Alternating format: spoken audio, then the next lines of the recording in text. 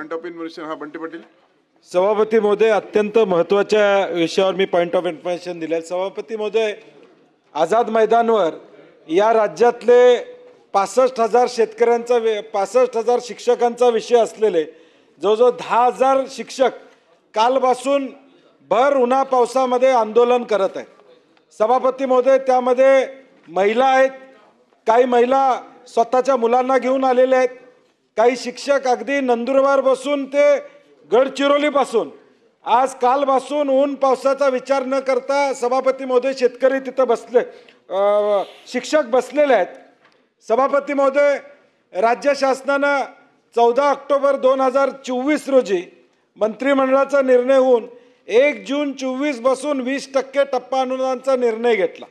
15 ऑक्टोबरला आचारसंहिता लागली. आचारसंहिता लागण्यापुरतं दाखवण्यापुरतं हा GR झाला असं आमचं मत आहे.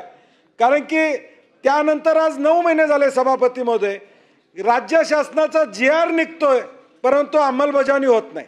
किती पैसे लागणार आहेत? 1100 कोटी रुपये या ठिकाणी लागणार आहेत. फार मोठी रक्कम नाही. इकडे शक्तीपीठासाठी 18,000 कोटी रुपये खर्च करायला लागलाय तुम्ही. इथं पुरवणे मागण्यातनं 50,000 कोटी रुपये तुम्ही द्यायला लागलाय. नगर विकासला 15,000 कोटी रुपये आलेत आता.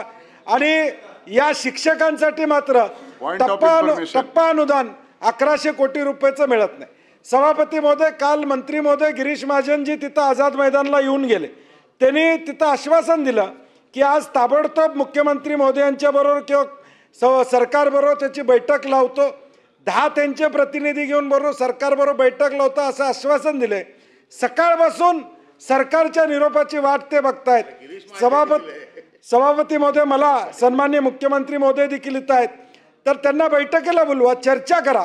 चर्चेतून मार्ग काढून नक्की हे GRची अंमलबजावणी आपण कधी करणार आहोत हे किमान त्यांना सांगा.